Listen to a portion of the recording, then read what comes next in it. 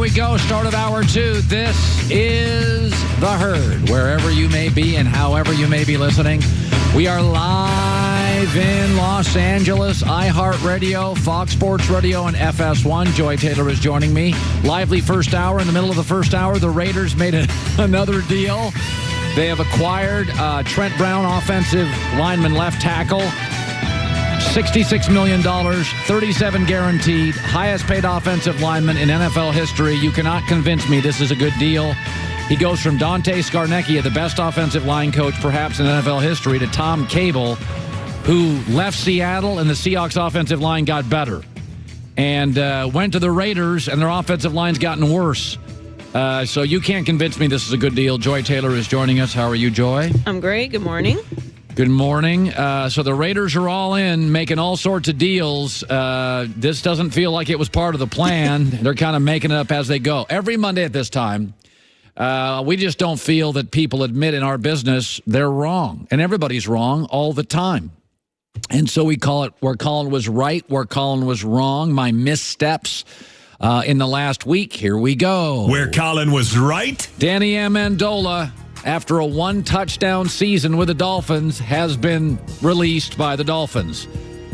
When New England bails on an aging player, always early, never late, they're almost always right. By the way, Amendola was on the show. He's a good guy. He was perfect in their system. But he just signed on with Detroit. This was one of the moves where people said, oh, boy, Danny Amendola. And he had a couple of really nice moments in New England. I would not suggest he didn't. One touchdown. Dolphins had him, paid a lot for a year, and he's gone. Patriots right again. Where Colin was wrong. I said last couple of years that the Western Conference of the NBA was a little overstated. It's better than the East, but let's not make it into the SEC in football where it's just so dominant. But Portland's better, Oklahoma City appears better, and Denver got way better. San Antonio is shockingly good, and the Lakers are now an 11th seed, potentially a 13th seed, a 14th seed by the end of the season. Last 10 games, they're 2-8. And LeBron with a bunch of young guys never even threatened to make it interesting after the All-Star break.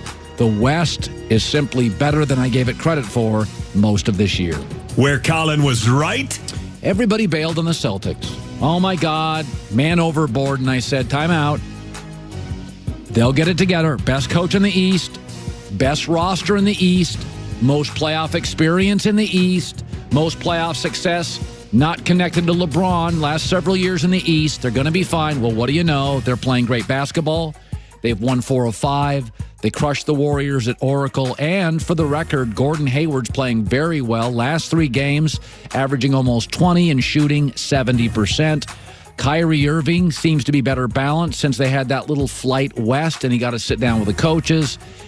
Don't always buy into every little drama in the regular season. For stars and good teams, the regular season can be a drain, not only physically, but emotionally, and the Celtics are fine. Where Colin was wrong. I thought Rajon Rondo was actually one of the pickups the Lakers made that would really work. High IQ, tough. He'd be exactly what the doctor ordered. He's never worked with the Lakers. Optically, it's been a disaster. He's disengaged with his teammates and his coaching staff. He got into that fight with Chris Paul. He's rarely healthy. He's not in the least bit elevated Lonzo Ball. There's generally a reason why certain guys in the NBA bounce from team to team to team. And Rondo, there's a reason. By the way, he struggled to get along with Doc Rivers, one of the nicest guys in pro sports. He struggled to get along with Rick Carlisle. They bailed on him, and Rick Carlisle's a pretty easy guy to get along with, highly respected. The Rondo deals, I thought it made sense. It's never worked. Where Colin was right. A couple years ago, I got in trouble at the old place because I called out James Dolan of the New York Knicks. I called him a meatball. I said he was the most insecure owner in the NBA, the most incompetent, and I felt bad for Knicks fans. Well, he took it to another level of insecurity this weekend, having this confrontation with a fan. Sell the team! Anything I should sell the team? You want to not come to any more games? Why? That's rude. What's your opinion? No, it's not an opinion. And you know what? Enjoy watching them on TV. Really? Because a fan didn't throw anything, didn't make any threats. A fan yelled, "Sell the team," and you're going to now kick him out of the arena. I mean, Adam Silver is to a point. Is he not sitting in his office thinking, I got to find a buyer for the New York Knicks? I mean, Dolan is just remarkably insecure for a billionaire. It's hard to get your arms around how insecure he is. Where Colin was wrong. I laughed at my staff last week when they theorized a conspiracy theory. They said LeBron went to watch Zion Williamson, saw how physically dominant he was, and thought to himself, hey, Magic, it's time to tank.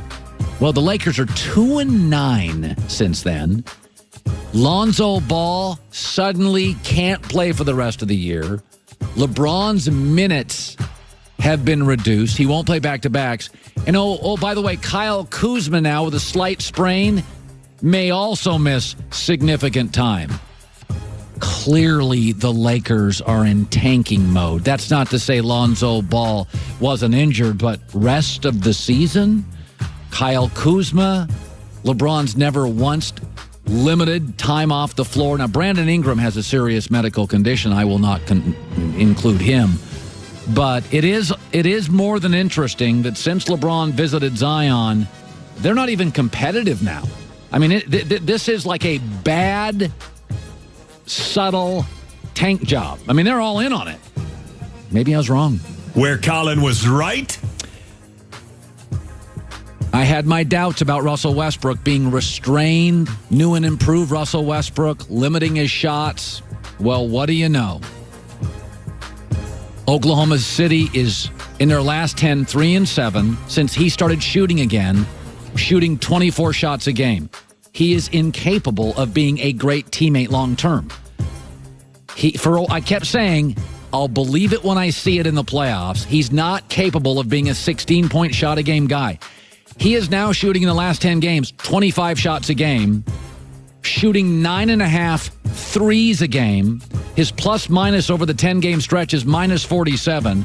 And OKC was in solid position at third, is now tied for fourth.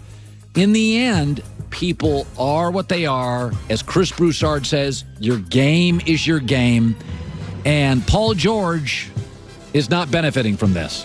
Where Colin was wrong. Because I had Paul George as the MVP 2 weeks ago. His last 3 games, he's shooting 31%.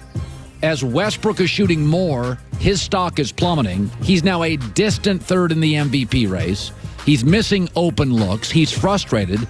And suddenly he is struggling. And I said 2 weeks ago and last week that he's the best two-way player in the league. Kawhi's great, but is often not available. And Giannis is great, but doesn't control games late because he doesn't shoot threes. Paul George, as Westbrook, the old Westbrook has emerged, Paul George is no longer an MVP leading candidate. Where Colin was right. The new football league, the AAF. I've said spring football will work and watch it get elevated. Well, what do you know? TNT announced they're going to televise 2 extra games. They've watched the product. They want to put it on. By the way, the NFL is considering a rule being used by the AAF, an onside kick rule. And people are paying attention to this league. Sports networks are absolutely, when Vince McMahon did his football thing years ago, you didn't have 32 sports networks all clamoring for live sports programming. But live sports programming is now the only thing that gets a rating on television. It's Netflix or live sports. And so this league, a spring football league for 8 to 10 weeks, it's got everybody's attention. The NFL is going to borrow one of its kickoff rules, and TNT is now going to add games this year. Where Colin was wrong. When those Kyler Murray #1 rumors came out, I thought he's tiny. They just drafted a quarterback. I think they like Josh Rosen. But last week, it appears that it's more than a 50-50 proposition. That Kyler Murray, the little guy, 5'9", 5'10", this is kind of the new standard in the NFL. If a guy's that athletic, you're not going to worry about his height. You're just going to go with it. Big 12 quarterbacks, people used to wince. Now between Mahomes and Baker Mayfield, they're the hot quarterbacks because more of the Big 12 offense is coming to the NFL. I never thought Arizona would bail on Rosen, mostly because they just picked him in the top 10.